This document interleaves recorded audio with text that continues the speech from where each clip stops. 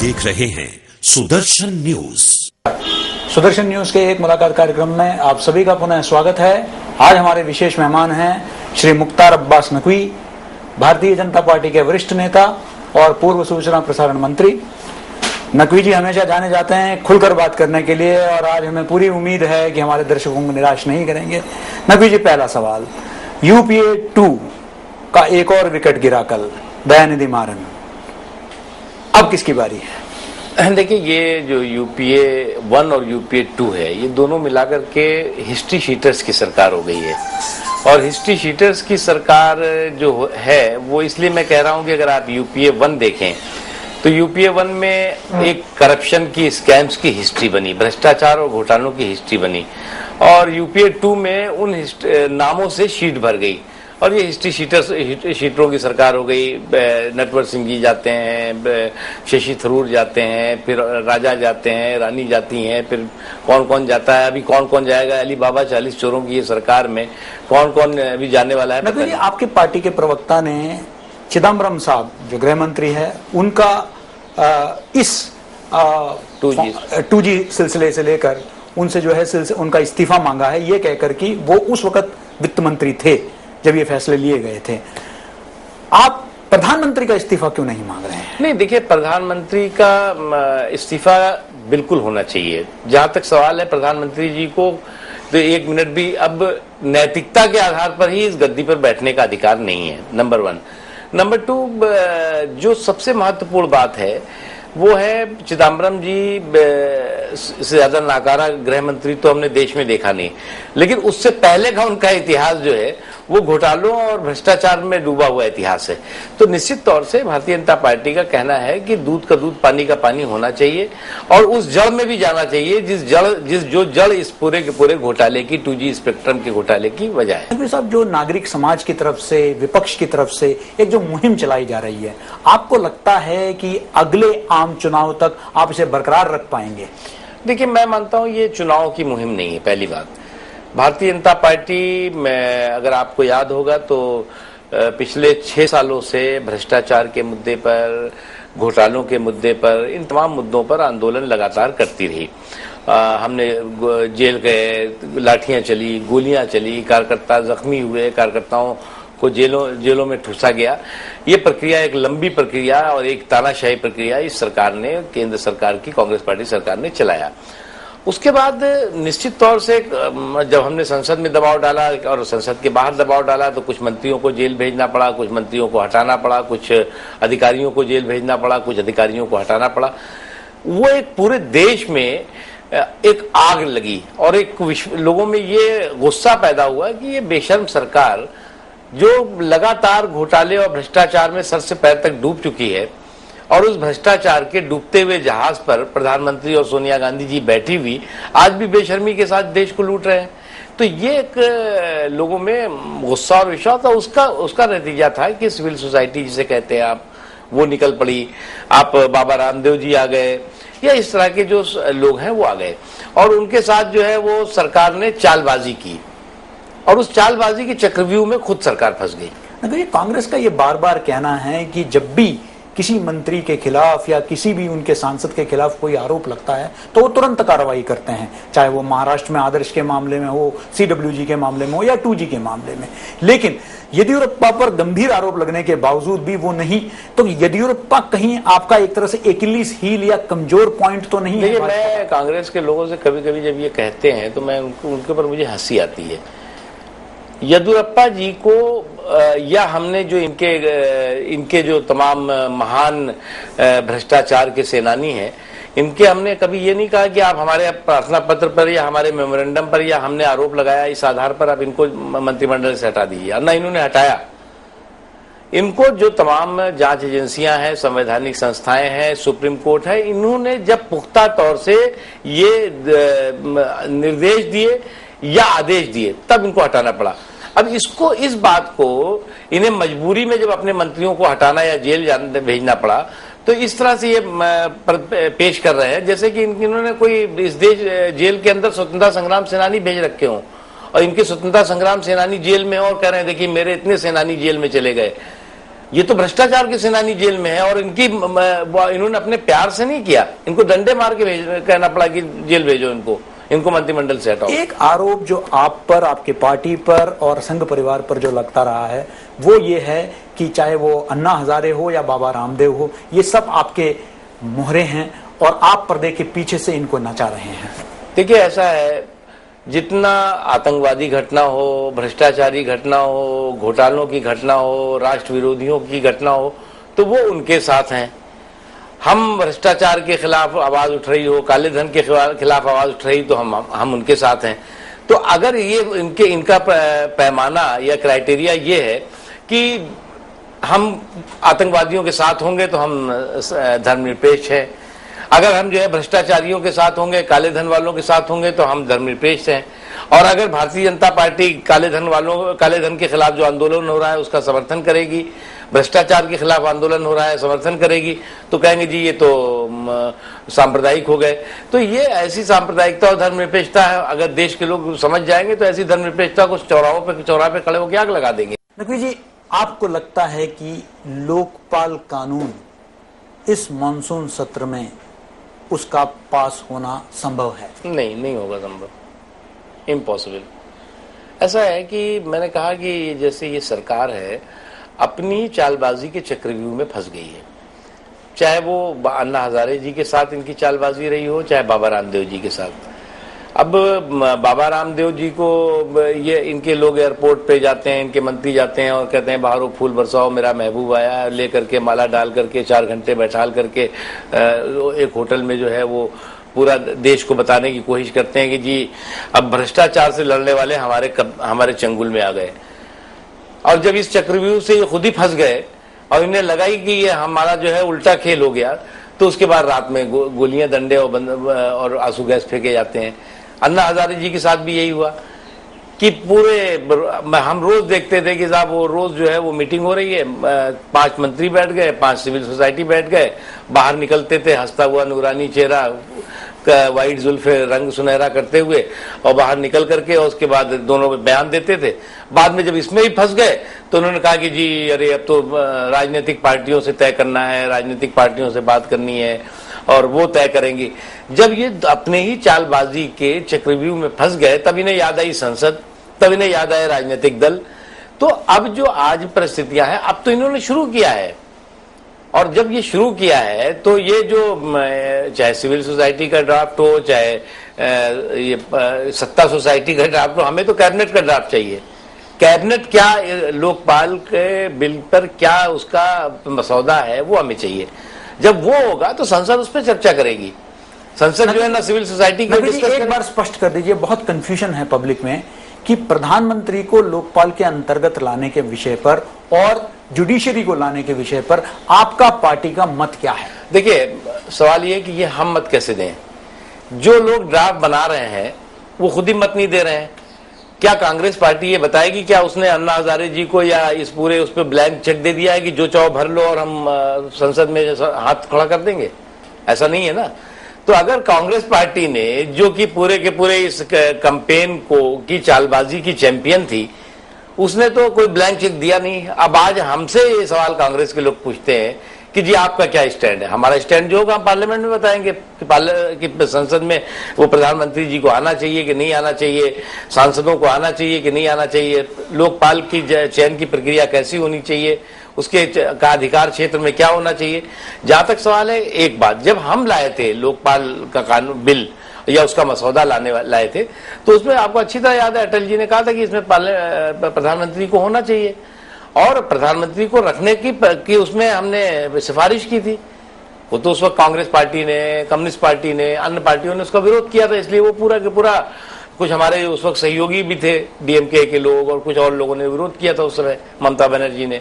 नकवी जी, एक और अहम मुद्दा जिस पर बाबा रामदेव ने भी उठाया है वो मुद्दा और पूरे देश में चिंता का विषय है, और वो है ब्लैक मनी का। आपके पार्टी के वरिष्ठ नेता श्री लाल कृष्ण आडवाणी ने पहली बार इस मुद्दे को पब्लिक प्लेटफॉर्म से उठाया था। आज सुप्रीम कोर्ट ने हाल फिलहाल में एक स्पेशल इन्वेस्टिगेशन टीम भी उस पर गठन किया है। आपको क्या लगता है कि सरकार इस विषय में थोड़ा भी गंभीर है? नहीं, बिल्कुल गंभीर नहीं है। देखिए, ब्लैक मनी का मुद्दा, इसमें किसी को ईगो या किसी का जो है अहंकार इसमें नहीं होना चाहिए। सरकार जो है इस पर भी जो है वो जिद और अहंकार में डूबी हुई है। भाई, ब्लैक मनी अगर विदेशों के बैंकों में हमारे देश की जमा है, आज जो है वो जिन दुनिया के तमाम देशों में थी, उन वहां पर वह देश जो है उसकी अपनी जो कानूनी प्रक्रिया है उसमें करके अपने वापस देश में वापस ला रहे हैं। एक चीज। दूसरी चीज, ये कभी कभी कहते हैं जी कि वो आप जब सरकार में थे एनडीए, तो वो क्यों नहीं लाई। अब भैया 2005 में खुलासा हुआ, 2005 में स्विस बैंक और कुछ और विदेशी कंपनियों ने इस पे कहा कि भाई इस इतने इतने बैंक में दुनिया के इन लोगों के अकाउंट्स हैं, इस अकाउंट में इतने पैसे हैं। तो जब 2005 में खुलासा हुआ तो हमें सपना तो आ नहीं रहा था कि हम 2004 में बंद कर देते सारी चीज। अब जब 2005 में खुलासा हुआ तो जब जागो तभी सवेरा, हमने नहीं किया तो तुम तो करो। आप कर नहीं रहे हो, आप उस पर कुंडली मार के बैठे हुए हो। आप उसको लगता है कि जी हम अगर इस पे कर लेंगे तो हमारा अहंकार चूर हो जाएगा। तो इससे लोगों में ये संदेश जा रहा है कि ऐसा लगता है कि ब्लैक मनी में ज्यादातर कांग्रेस के लोग शामिल हैं, उनके लोगों का की ब्लैक मनी है। मैं नहीं मानता कि ऐसा होगा। तो अगर नहीं है तो देश के सामने खुलासा कर दो कि भाई इतनी है। इससे कंफ्यूजन बहुत है देश में। नकवी जी, भ्रष्टाचार से हटके एक और बहुत ज्वलंत मुद्दे पर हम बात करते हैं, वो है तेलंगाना का मुद्दा। भारतीय जनता पार्टी उन दलों में से था जो सबसे पहले जिन्होंने तेलंगाना का मांग को समर्थन किया, और जो छोटे स्टेट्स हैं उनके आप हमेशा फेवर में रहे हैं। उत्तराखंड, झारखंड, छत्तीसगढ़, ये सब आप ही की सरकार ने जो है गठन किया था। नकवी जी, आपको लगता है या आपका मानना है कि इस आने वाले सत्र में तेलंगाना का लेजिस्लेशन पास होना चाहिए और तेलंगाना राज्य का गठन होना चाहिए? होना चाहिए, बिल्कुल होना चाहिए। और हमारी बहुत बड़ी गलती थी, क्योंकि तेलंगाना का इशू भारतीय जनता पार्टी का मूल मुद्दा है। और उस समय हमारे जो सहयोगी थे उसके दबाव में, उनके राजनीतिक दबाव के नाते, जब हम चाहते भी थे लेकिन उस वक्त हम नहीं कर पाए। लेकिन सबसे महत्वपूर्ण चीज है कि वो एक हमारी राजनीतिक गलती थी कि हमने जो है वो अपने एक सहयोगी की बात को उस वक्त माना, और मानने के बाद हम नहीं आगे बढ़ पाए उसमें, और थोड़ा सा हमने उसको अपने हाथ को खींचा। तेलंगाना स्टेट बनना चाहिए, अलग बनना चाहिए। लेकिन उससे भी महत्वपूर्ण है, कांग्रेस पार्टी जब लोकसभा के चुनाव में और विधानसभा के चुनाव में चुनाव लड़ी तो उसने बहुत ही डंका पीट करके घोषणा की थी कि हमारी सरकार बनेगी तो हम तेलंगाना राज्य बनाएंगे।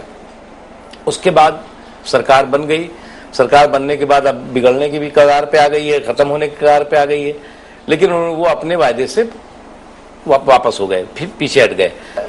नकवी जी, तेलंगाना के समाधान में सबसे बड़ा एक जिसे कहते हैं कि ऑब्स्टेकल है, तो वो मुद्दा है, विवादास्पद मुद्दा है हैदराबाद का। उस पर पार्टी का कोई विचार है? देखिए, इसमें मुझे लगता है कोई इसमें विवाद नहीं है। तो इसमें कहीं कोई विवाद किसी का है ही नहीं। ये तो पहले आप तेलंगाना स्टेट बनाइए, बनाने के बाद 3 ऑप्शन आपने, अब क्या है कि ये सरकार तो बिल्कुल बेवकूफों की सरकार हो गई है। इसको लगता ही नहीं कि वो 4 ऑप्शन दे देती है, कहती है जी इसकी तेलंगाना बनाओ, इसकी राजधानी बना दो जो है विशाखापट्टनम, तेलंगाना बनाओ, इसकी राजधानी बना दो जी चेन्नई। क्या ये, अरे बैठ के इसका एक प्रैक्टिकल अप्रोच देखो कि तेलंगाना, उसके बीच में जो कैपिटल होता है वो अप्रोचेबल होना चाहिए, बीच में होना चाहिए। अब अगर हम कहते हैं उत्तराखंड बनाओ और उत्तराखंड की राजधानी जो है वो आप बद्रीनाथ में बना दो, तो अब क्या इसकी कोई बात है क्या? बद्रीनाथ बहुत अच्छी पवित्र जगह है, लोग बहुत जाते हैं, लेकिन वो राजधानी नहीं बन सकती थी। तो राजधानी के लिए तो वहां देहरादून ही चुना गया ना। इसी तरह से अगर छत्तीसगढ़ बना तो उसकी राजधानी रायपुर में ही हो सकती है। ये नहीं है कि हम नागपुर में सोचेंगे नागपुर में बना दो राजधानी। तो ये जो अप्रोच है ये अपने आप में बेईमान अप्रोच है उनकी। नकवी जी, आजकल समाचार में राहुल गांधी हैं, उनका पदयात्रा है, वो बहुत बड़ी संख्या में लोग भी इकट्ठा हो रहे हैं उनको देखने के लिए, पूरी मीडिया इकट्ठा हो गई है, और वो बहुत ज्यादा, बहुत हर रोज नए नए वक्तव्य दे रहे हैं। आपका पहला टिप्पणी इस पर क्या है? देखिए, मैं मानता हूं कि ये राहुल गांधी जी की एक प्रमोशनल डॉक्यूमेंट्री फिल्म है, जिसकी स्क्रिप्ट कांग्रेस पार्टी ने लिखी है, जिसको डायरेक्शन दे रही हैं मायावती जी, और जिसमें एक्टिंग कर रहे हैं राहुल गांधी। और ये पूरी जो एक प्रमोशनल डॉक्यूमेंट्री फिल्म है राहुल गांधी की, उनको अगर, मुझे तो कभी कभी दुख होता है कि वो कहते हैं कि जी मैं इसमें पूरे यात्रा में इसलिए घूम रहा हूं कि मैं समझना चाहता हूं कि जो भूमि अधिग्रहण कानून है वो कैसे बनना चाहिए। अरे भैया, उसके समझने के लिए तुम्हें मम्मी जी के घर से निकल करके मनमोहन जी के घर तक यात्रा कर लेते तो आपको समझ में आ जाता है कि भूमि अधिग्रहण कानून कैसे बनेगा, वो बनना चाहिए। और बल्कि बन भी जाता है इतनी सी यात्रा में, आपके 2 कदम की यात्रा में।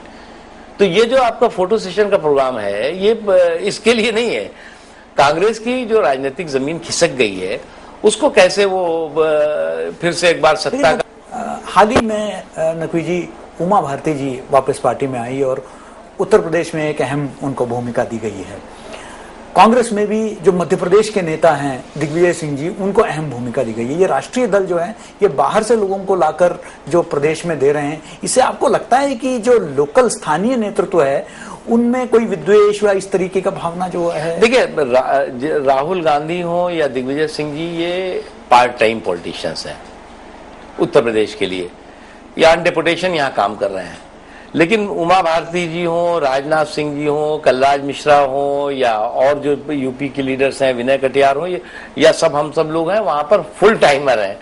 वहां पर उत्तर प्रदेश की चिंता, उत्तर प्रदेश की समस्या, उत्तर प्रदेश के लोगों की दिक्कतों को सोते जागते समझते हैं, सोचते हैं और उसके समाधान की दिशा में संकल्प लेते हैं पड़ेगा। हाल ही में जो पार्टी का राष्ट्रीय अधिवेशन लखनऊ में हुआ था, उसमें फिर से राम मंदिर की बात कही गई। उत्तर प्रदेश चुनाव में आपका मुद्दा क्या फिर से राम मंदिर होगा या गवर्नेंस होगा? देखिए, हमारा उत्तर प्रदेश में कुशासन का खात्मा, सुशासन का संकल्प। हम कुशासन के खात्मे के मजबूती से खात्मे के लिए दृढ़ संकल्प हो गए हैं और उत्तर प्रदेश में सुशासन का माहौल बने, उत्तर प्रदेश में तरक्की का माहौल बने, सुरक्षा का माहौल बने और विकास की फिर से एक धारा बहे, वो हमारे लिए एक प्राथमिकता है। जहां तक राम जन्मभूमि का मुद्दा है या उससे जुड़े हुए और मुद्दे हैं, वो कभी भी हमारे लिए राष्ट्रीय अध्यक्ष जी ने बार बार कहा कि ये पॉलिटिकल इशू नहीं है, और ये पॉलिटिकल इशू नहीं है तो इसलिए इलेक्शन इशू नहीं हो सकता।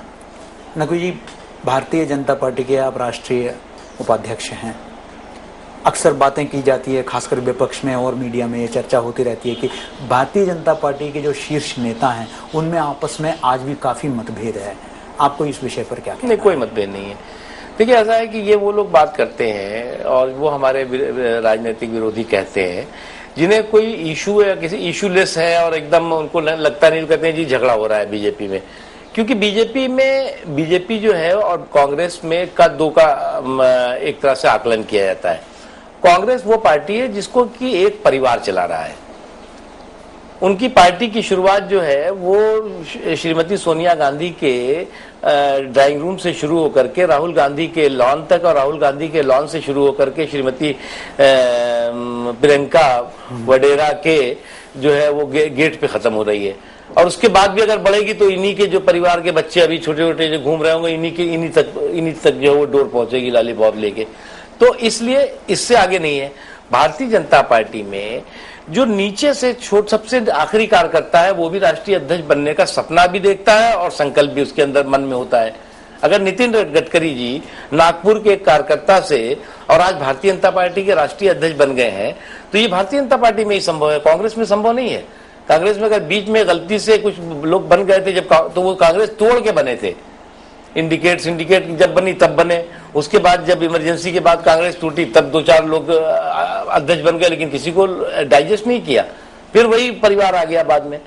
तो इसलिए आखिरी सवाल आपसे कि आने वाले मानसून सत्र में भारतीय जनता पार्टी का रणनीति क्या होगा, रवैया होगा, क्या टोटल बॉयकॉट होगा जैसे पहले कई बार हो चुका है, या इस बार आप सक्रिय रूप से भाग लेंगे डिबेट्स में और डिस्कशन? देखिए, आप जानते हैं कि पार्लियामेंट को सुचारू ढंग से चलाने की रिस्पॉन्सिबिलिटी सरकार की होती है। सरकार जो है वो सरकारी जो बिल होते हैं या जो और पब्लिक इश्यूज होते हैं उससे जुड़े हुए तमाम मुद्दों पर विपक्ष के साथ तालमेल के साथ आगे की दिशा में बढ़ती है। लेकिन मुझे इस बात का कहने में दुख है, क्योंकि मैं पार्लियामेंट्री अफेयर मिनिस्टर भी रहा हूं, कि ये सरकार विपक्ष को चिढ़ाने का काम करती रही हमेशा। विपक्ष को जो है वो कभी विपक्ष से बैठ करके बात करके और विपक्ष से तारतम्य बना करके कोऑर्डिनेशन करके कम्युनिकेशन करके इसने कभी काम नहीं किया। विपक्ष को चिढ़ाने का काम किया शुरू से। आप अभी तक का इतिहास देख लीजिए, आप इन 6.5 सालों का 7 सालों का। तो इसका नतीजा ये हुआ कि एक टकराव का माहौल बना। कोई विपक्ष को अगर ये एक्सपेक्टेशन किसी हो साहब विपक्ष खड़ा हो जाए और ये जो चाहे बिल ले आए और विपक्ष हाथ उठा दे और फिर चला जाए, ये तो होता नहीं। देश की जनता ने सत्ता पक्ष को जिम्मेदारी दी है सरकार चलाने की, विपक्ष को जिम्मेदारी है सरकार अगर कोई गलत काम कर रही है तो उस पर नकेल लगाओ, उस पर लगाम लगाओ। तो इसलिए जो भी मुद्दे हैं, चाहे वो लोकपाल से जुड़े हुए मुद्दा हो, महिला आरक्षण से जुड़ा हुआ मुद्दा हो, अब क्या वो इशू है कि अब इसी बीच में ये 2-3 चीजें ऐसी कंट्रोवर्शियल लाने की हमारी जानकारी में है। वो एक बार मुस्लिम आरक्षण ले आएंगे, फिर कुछ और ले आएंगे, तो ये बात तो की नहीं इन्होंने कि अब आप धर्म के आधार पर आरक्षण लाओगे तो कैसे बीजेपी कहेगी जी आप ले आओ, हम आपके आंख बंद करके समर्थन कर देते हैं। फिर आप कभी ले आओगे कि जी हम अलगाववादियों के साथ हम समझौता करना चाहते हैं तो हम समर्थन, ये सब कुछ जानबूझ के कंट्रोवर्शियल चीजें ले आएंगे। तो ये एक उनका एक ये बहुत ही शैतानी और नकारात्मक सोच है इसमें। जी हाँ, नकवी जी का कहना है कि सरकार का एक नकारात्मक सोच है जिस वजह से संसद जो है सुचारू रूप से नहीं चल पा रही है और उसके लिए सरकार ही जिम्मेदार है। नकवी साहब बहुत बहुत शुक्रिया, बहुत धन्यवाद। हमारे सुदर्शन न्यूज के साथ आज आपने अपने विचार रखे समक्ष, बहुत बहुत धन्यवाद।